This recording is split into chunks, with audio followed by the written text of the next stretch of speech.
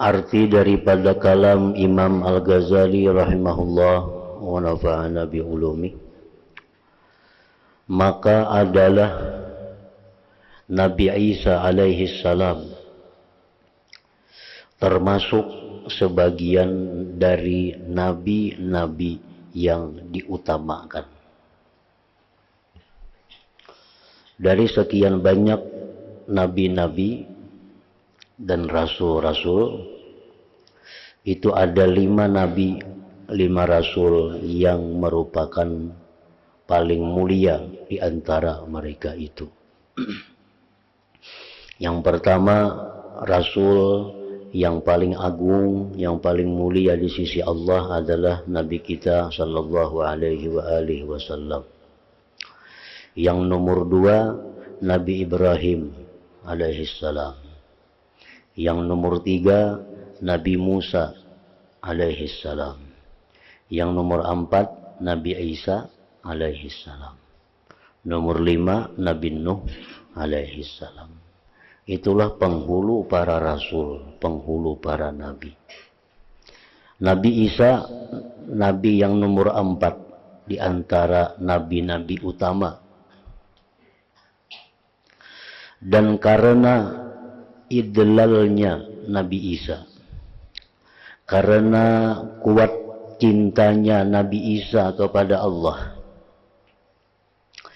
Nabi Isa mengucapkan keselamatan untuk dirinya.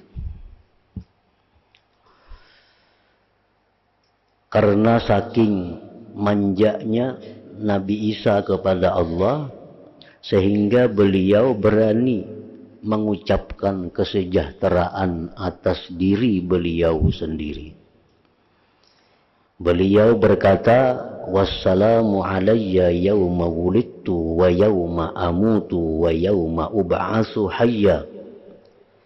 Artinya, dan kesejahteraan semoga dilimpahkan kepadaku pada hari aku dilahirkan, pada hari aku meninggal, dan pada hari aku dibangkitkan hidup kembali. Ini adalah imbisat ngarannya. Imbisat satu kata-kata yang bisa diucapkan oleh orang yang cinta terhadap yang dicintainya. Mestinya keselamatan itu menunggu dari Allah. Nah, mestinya ikam Nabi Isa ku selamatkan pada waktu lahir, waktu meninggal, waktu dibangkit. Nah, Nabi Isa kadang menunggu itu lagi, daripada saking beliau cintanya kepada Allah, saking mesra dan manjanya kepada Allah, Nabi Isa sendiri mengucapkan, aku selamat waktu aku mati, aku selamat waktu aku dibangkit, aku selamat pada waktu aku dibangkitkan kembali di akhirat.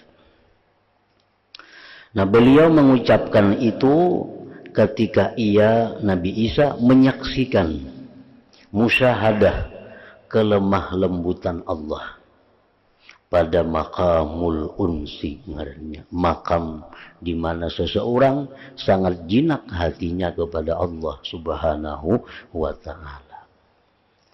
Nah, kalau orang yang tidak berada dalam makam seperti itu, maka sangat tidak baik, sangat tidak beradab mengucapkan keselamatan atas dirinya sendiri itu. Seperti dicontohkan lagi Siti Aisyah radhiyallahu anha. Siti Aisyah sewaktu beliau dalam keadaan sangat cinta, sangat manja dengan Allah dan Rasulnya, Siti Aisyah mengucapkan kepada Nabi, nyamanai pian kau maatur Allah Ta'ala. Nah, ini Aisyah mengucapkan kepada Nabi, nyamanai pian tu kau maatur pangawan Allah Ta'ala, ya pian ini Tuhan menuruti. Nah, Aisyah mengucapkan itu waktu beliau sangat jinak hatinya dengan Allah dan Rasul. Sebenarnya ucapan itu ucapan yang membahayakan diucapkan apabila orang yang berada di makam yang biasa, orang yang dalam keadaan normal ini. Adapun Nabi Yahya bin Zakaria alaihimassalam, maka beliau ditempatkan pada maqamul haibah dan malu. Maka ia tidak berbicara. Nabi Yahya yang semasa dengan Nabi Isa. Tapi beliau ditempatkan Allah pada maqamul haibah. Makam di mana perasaan sangat segan terhadap Allah. Nah, beliau Nabi Yahya tidak berani berbicara kepada Allah. Sehingga ia dipuji oleh Allah, oleh penciptanya. Allah Ta'ala berfirman, wassalamun alaih, artinya dan kesejahteraan atas Nabi Yahya. Nah, Nabi Yahya itu menunggu Allah yang mengucapkan salam alaih, sejahtera engkau. Sedangkan Nabi Isa kadang menunggu Allah, sidin beliau yang mengucapkannya, aku selamat pada waktu aku lahir, aku selamat pada waktu aku mati, aku selamat pada waktu aku dibangkit di padang mahsyar. Nah, itu dua makam yang berbeda. Satu, Nabi Isa contoh kedudukan orang yang sangat jinak hatinya, yang sangat manja hatinya dengan Allah. Sedangkan Nabi Yahya contoh orang yang sangat segan menghadap Allah Subhanahu wa ta'ala.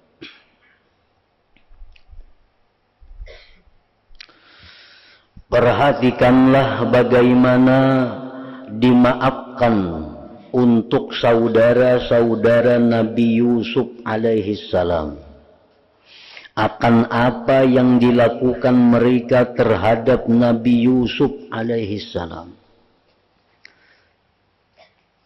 Sebagian ulama berkata, telah kuhitung dari permulaan firman Allah Ta'ala, yaitu idh qalu la yusufu wa akhuhu ahabbu ila abina minna. Artinya, ketika mereka itu saudara Nabi Yusuf berkata, sungguh Yusuf dan saudara kandungnya lebih dicintai oleh ayah kita daripada kita. Sampai kepada 20 ayat yang dikabarkan oleh Allah Ta'ala tentang zuhudnya, tentang bencinya saudara-saudaranya Yusuf terhadap Yusuf. Maka terdapat lebih dari 40 kesalahan. Saudara-saudara Nabi Yusuf ini ada 40 lebih kesalahannya. Dengki kepada Nabi Yusuf, marah kepada orang tuanya, membuang Nabi Yusuf, berdusta lagi dimakan serigala, macam-macam kesalahannya sangat banyak. Sebagian daripadanya lebih besar dari sebagian yang lain. Kesalahannya itu terkadang terkumpul dalam satu kalimat ada 3 dan 4 kesalahan saudara-saudara Nabi Yusuf itu. Maka diampuni mereka dan dimaafkan mereka dari dosanya itu. Bahkan mereka dijadikan nabi-nabi seluruhnya. Anak Nabi Yakub itu semuaan jadi nabi. Padahal dan sanak Nabi Yusuf ini sangat banyak kesalahannya lebih 40. Tetapi dengan mudah Allah memaafkan mereka. Dengan mudah Allah mengampuni mereka itu. Padahal kesalahannya sangat banyak. Dan tidak dimaafkan Uzair. Uzair ini salah seorang nabi. Uzair kada dimaafkan Allah sebab satu masalah yang ia tanyakan tentang takdir. Sehingga ada yang mengatakan bahwa ia dihapus dari daftar kenabian. Nah, Uzair ini hanya sekali berbuat salah. Allah tindak dengan tindakan yang keras. Dihapus dari kenabian. Sedangkan saudara-saudara Nabi Yusuf sekian banyak berbuat salah, dimaafkan Allah. Bahkan diangkat menjadi nabi-nabi.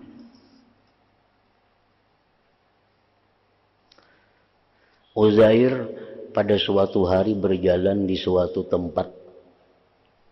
Tempat itu tempat yang dulunya makmur dengan keramaian yang dahulunya. Pada waktu Uzair itu lewat, tempat itu sunyi, kosong, orangnya matian. Nah, waktu itu Uzair mempertanyakan dalam hati, bagaimana Allah bisa menghidupkan ini orang-orang yang sudah mati ini nantinya. Uzair hanya bertanya itu kepada Allah. Hanya satu kesalahan itu. Ya Uzair kayak apa ya Tuhan menghidupkan pulang kampung nang sudah mati nah kawalan nang supaya makmur pulang kayak dahulu. Nah, hanya pertanyaan itu yang ditanyakan Uzair kepada Allah. Allah marah. Allah anggap itu satu kesalahan yang besar dan Uzair dihapus dari daftar kenabian. Lain halnya dengan Nabi Ibrahim.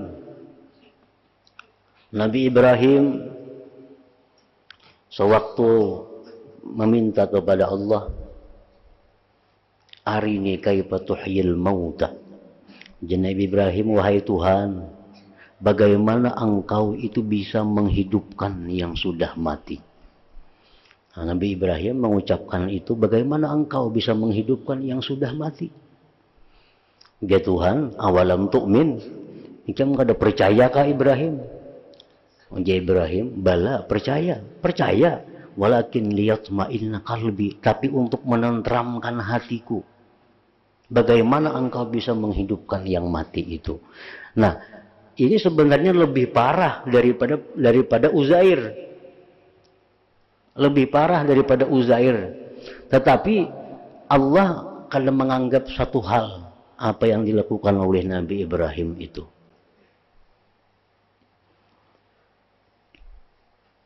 Jadi artinya bahwa di dalam satu kejadian maksiat, tindakan yang diambil Allah itu kada sama antara satu dengan yang lain. Ada orang satu berbuat maksiat langsung ditindak oleh Allah. Ada orang yang banyak maksiat tapi justru dimaafkan oleh Allah. Dimasukkannya ke surga. Diridai oleh Allah. Itulah sudah hukum Allah. La mu'aqqiba li hukmih, tidak ada yang bisa mengeritik bagi hukum Allah itu. Nah, jadi lanjutan dari minggu yang dahulu, artinya kita jangan tuturutan hendak berbuat maksiat itu. Jangan tuturutan. Kalau kita ini tekanan nang pas, Allah marah, maka satu maksiat yang kita berbuat membawa kepada celaka selama-lamanya. Sedangkan orang yang kita turutin itu, ini tekanan orang yang apakah disayangi Tuhan, diampuni oleh Allah Subhanahu wa Ta'ala. Jadi kada kawa berbuat maksiat itu turut menurut kada kawa. Karena Allah bisa kada sama mengambil tindakan terhadap maksiat yang satu, maksiat yang sama.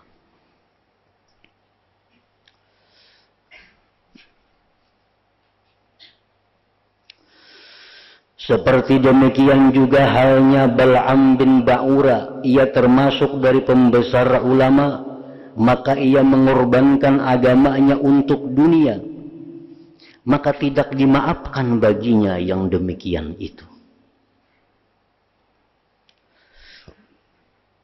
Padahal orang yang sangat alim, orang yang banyak mempunyai ilmu, bahkan mengetahui Ismullahil A'zam, tapi hanya satu kali berbuat kesalahan, dihapus oleh Allah dari daftar kewalian, dan ilmunya dicabut dan mati dalam keadaan kafir. Cuma hanya satu kesalahan, Bal'am bin Ba'ura. Pada suatu hari, dia mengutamakan dunia daripada akhiratnya. Cuma satu kali sepanjang hidupnya. Jadi tergantung dengan apa Allah waktu itu menghadapi kita. Karena Allah itu Dzul Jalal wal Ikram. Itu. Allah itu Dzul Jalal wal Ikram. Artinya Allah itu mempunyai kebesaran, mempunyai kemurahan. Allah mempunyai keindahan, Allah mempunyai keagungan. Di saat kita berbuat maksiat, Allah menghadapi kita dengan sifat jalal, maka kita akan binasa. Walaupun maksiat kecil yang kita lakukan.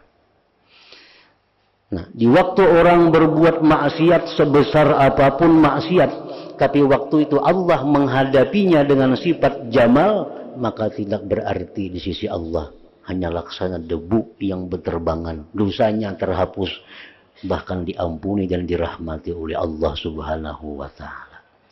Nah, kita kan dah tahu, apabila Allah itu menghadapi kita dengan jamal, dengan keelokan, kapan Allah menghadapi kita dengan sifat jalal, dengan sifat keagungannya. Kayak Bal'am. Nah, ini contoh di mana waktu Bal'am itu maksiat, Allah menghadapinya dengan jalal, keagungan. Sehingga satu kali maksiat meruntuhkan kebaikan yang telah lalu. Uzair contohnya. Saudara-saudara Nabi Yusuf yang sekian banyak kesalahannya, tapi Allah menghadapinya dengan sifat jamal, keelokan, dihapus oleh Allah, bahkan diangkat menjadi nabi-nabinya.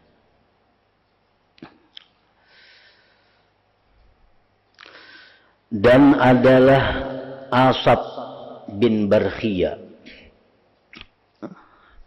termasuk orang yang melampau batas dan kemaksiatannya pada anggota-anggota tubuhnya.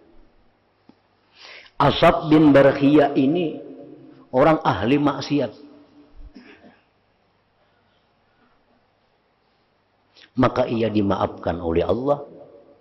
Bahkan diberi Allah Ismul A'zam yang bisa mengangkat istana Ratu Bilqis ke hadapan Sulaiman dalam sekejap mata.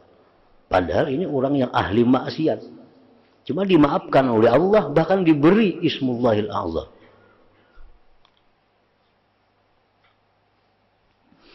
Telah diriwayatkan bahwa Allah Ta'ala mewahyukan kepada Nabi Sulaiman alaihi salam, wahai pemimpin orang-orang ahli ibadah, wahai putranya Mahajjatuz Zahidin, sampai berapa banyak putra bibimu Asab berbuat maksiat kepadaku. Ini masih kulak Nabi Sulaiman, Asab bin Barkhiyah ini. Sepupu lah tuh, anak kecil sepupu kalau. Wahai Sulaiman, sampai kapan sepupu kamu itu berbuat maksiat? Aku berbuat santun kepadanya berkali-kali, jar Tuhan. Maka demi kemuliaanku dan keagunganku, sungguh jika aku timpakan padanya tiupan angin kencang dari angin kencangku, niscaya aku tinggalkan dia menjadi siksaan bagi orang yang bersamanya dan sebagai contoh bagi orang yang terkemudian. Ketika Asab bertemu dengan Nabi Sulaiman alaihi salam, beliau mengkhabarkan kepada Asab apa yang telah diwahyukan oleh Allah Ta'ala kepadanya.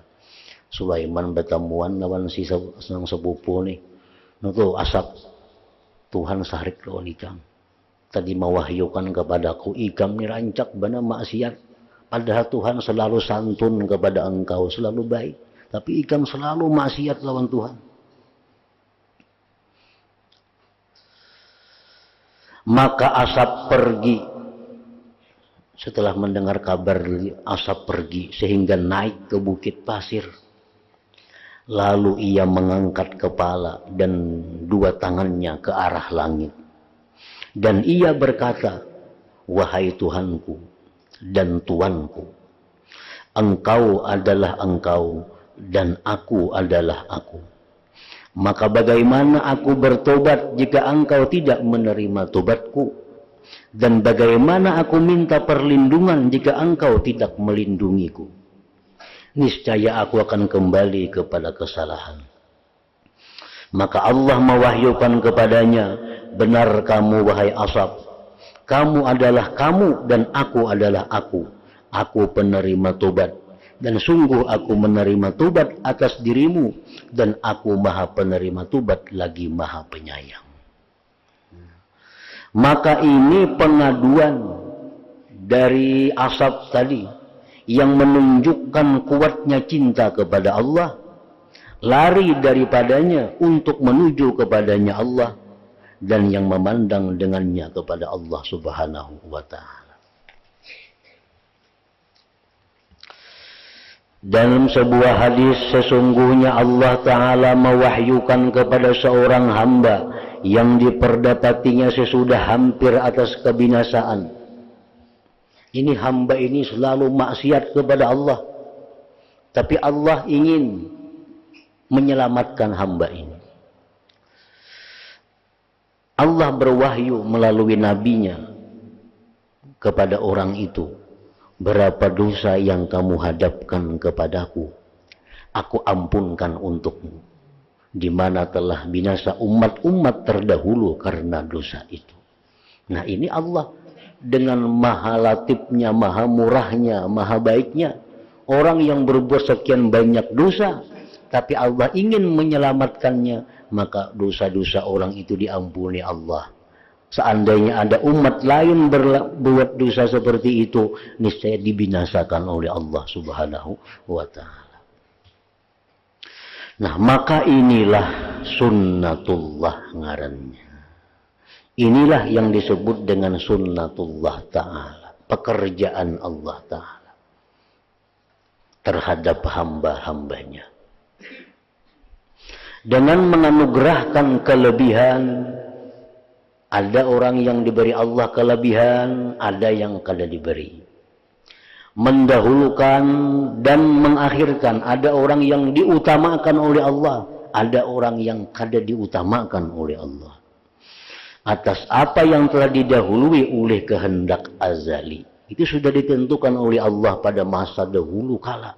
Ini si fulan jadi orang yang utama, ini si fulan jadi orang yang binasa. Nah, itu sunnatullah, sudah itu merupakan pekerjaan Allah Subhanahu wa Ta'ala.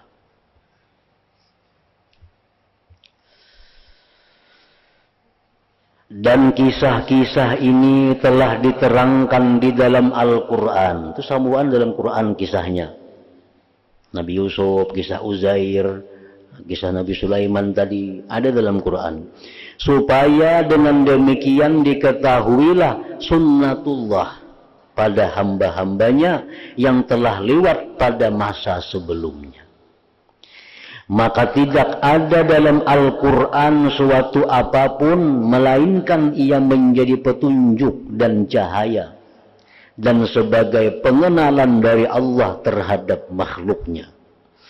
Maka kadang-kadang Allah memperkenalkan kepada mereka dengan kesuciannya. Allah Ta'ala berfirman, ini Allah memperkenalkan kepada kita tentang kesucian. Qul huwallahu ahad, Allahus samad, lam yalid wa lam yulad wa lam yakul lahu kufuwan ahad. Artinya, katakanlah, dialah Allah yang Maha Esa. Allah adalah Tuhan yang bergantung kepadanya segala sesuatu. Dia tidak beranak dan tidak pula diperanakan. Dan tidak ada seorang pun yang setara dengan dia. Nah, ini ayat Allah memperkenalkan kesuciannya kepada hamba-hambanya. Jadi Quran itu dari awal sampai akhir sebenarnya adalah ma'rifah. Sebenarnya ma'rifah. Sebenarnya Allah mengenalkan dirinya, mengenalkan sifatnya, mengenalkan af'alnya kepada hamba-hambanya. Dan terkadang Allah memperkenalkan kepada mereka hamba-hambanya dengan sifat-sifat kebesarannya. Allah Ta'ala berfirman, Al-Malikul Quddusus Salamul Mu'minul Muhaiminul Azizul Jabbarul Mutakabbir. Artinya dia Allah Raja yang Maha Suci, yang Maha Sejahtera, yang mengaruniakan keamanan, yang Maha Memelihara, yang Maha Perkasa, yang Maha Kuasa, yang memiliki keagungan. Nah, itu Allah ta'arruf, mengenalkan dirinya tentang kebesaran Allah. Dan terkadang Allah memperkenalkan kepada mereka hambanya pada perbuatan-perbuatannya Allah yang ditakuti dan perbuatannya yang diharap-harapkan. Maka dia membacakan kepada mereka tentang sunnah yang mengenai musuh-musuhnya dan sunnah yang mengenai nabi-nabinya. Dia berfirman, Alam tara kaifa fa'ala rabbuka bi'ad irama dzatil imad. Artinya, apakah kamu tidak memperhatikan bagaimana Tuhanmu berbuat terhadap kaum Ad, yaitu penduduk Iram yang mempunyai bangunan-bangunan yang tinggi. Dan firman Allah Ta'ala, alam tara kaifa fa'ala rabbuka bi ashabil fil. Artinya, apakah kamu tidak memperhatikan bagaimana Tuhanmu bertindak terhadap tentara gajah yang akan meruntuhkan Ka'bah? Pasukan yang begitu kuat, pasukan yang begitu kukuh, menjadi seperti daun yang dikunyah-kunyah. Nah, itu Allah menampakkan keperkasaannya kepada musuh-musuh Allah. Al-Quran tidak berpaling dari 3 bagian ini, yaitu 1, petunjuk kepada ma'rifat akan zat Allah dan kesuciannya, qul huwallahu ahad tadi. 2, petunjuk kepada ma'rifat akan sifat-sifat dan nama-namanya Allah. 3, petunjuk kepada ma'rifat akan perbuatan-perbuatannya dan sunnah-sunnahnya beserta hamba-hambanya. Quran itu isinya itu. Kalau orang memahami Quran satu persatu, mengerti, dia akan ma'rifat kepada Allah Subhanahu wa ta'ala. Manakala suratul Ikhlas mengandung atas salah satu dari 3 perkara itu, yaitu pensucian, maka Rasulullah SAW menimbangnya, menyamakannya surah Ikhlas itu dengan sepertiga Al-Quran. Rasulullah SAW bersabda, man qara'a suratul Ikhlas faqad qara'a thulutsal Quran. Artinya, barang siapa membaca surah Ikhlas, maka sesungguhnya ia telah membaca sepertiga Al-Quran. Karena Quran itu 3 kandungannya. 1, ma'rifat kepada Allah tentang kesucian, ma'rifat kepada Allah tentang sifat dan namanya, ma'rifat kepada af'al-af'alnya. Nah, jadi qul huwallahu ahad itu 1 bagian di antara 3 bagian isi Al-Quran. Karena kesudahan mensucikan at-taqdis adalah 1 pada 3 perkara, yaitu 1, tidaklah pensucian itu hasil daripadanya orang yang sebanding dan serupa dengannya, dan ditunjukkan untuk yang demikian itu oleh firman Allah Ta'ala, lam yalid, artinya dia tidak beranak.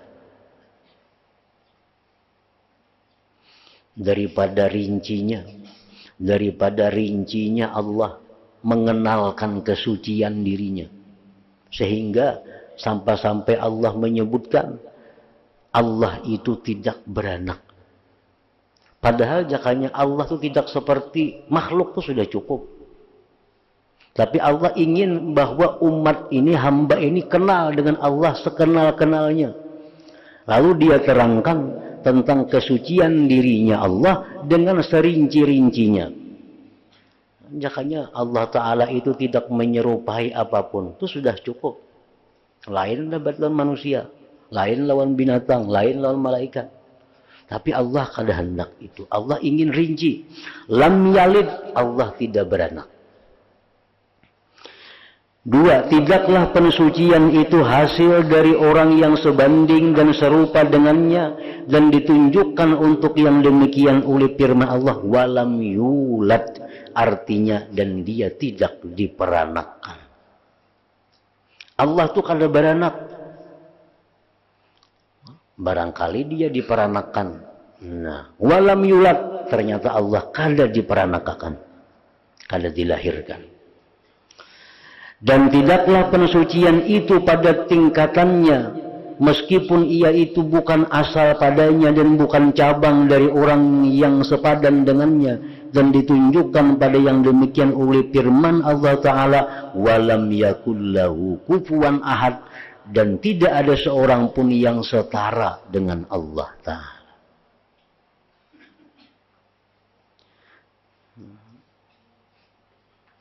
Dan semuanya itu telah dikumpulkan pada firman-Nya, qul huwallahu ahad. Artinya, katakanlah dialah Allah yang Maha Esa. Dan jumlah keseluruhannya itu adalah perincian pada ucapan La ilaha illallah, artinya tidak ada Tuhan yang berhak disembah kecuali Allah.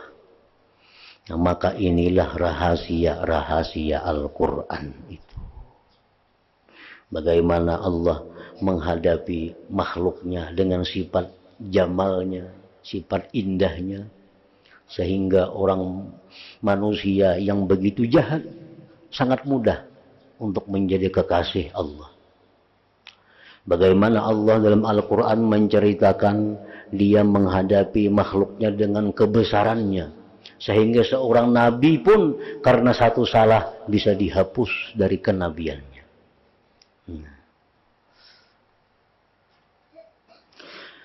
Maka inilah rahasia-rahasia Al-Quran, dan tidak berkesudahan contoh-contoh rahasia ini di dalam Al-Quran itu. Wala ratbin wala yabisin illa fi kitabim mubin, artinya tidak ada sesuatu yang basah atau yang kering kecuali tertulis dalam kitab yang nyata, Lauhil Mahfuz.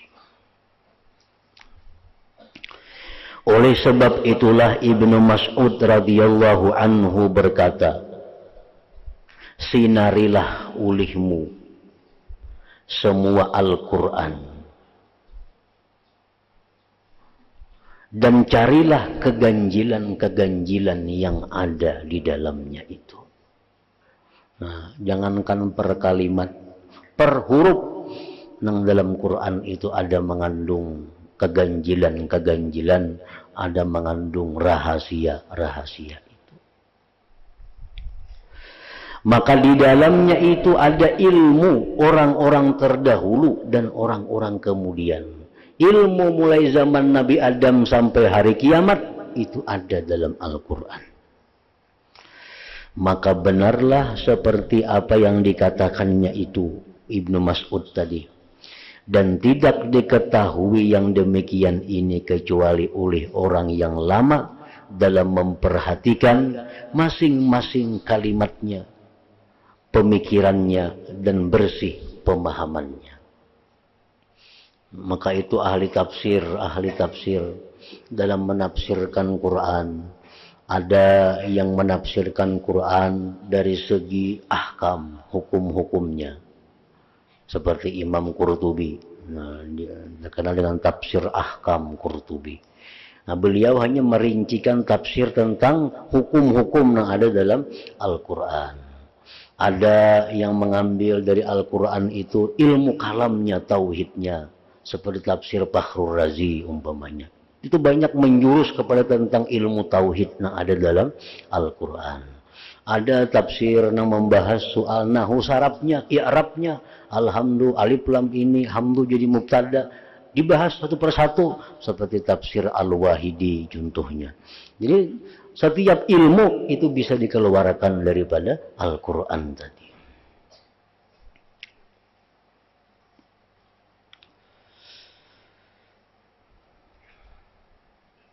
Sehingga bisa disaksikan untuknya setiap kalimat daripadanya adalah bahwasanya itu kalam firman yang maha perkasa, yang maha mengalahkan, yang maha memiliki, yang maha kuasa, dan sesungguhnya itu keluar dari batas kemampuan manusia.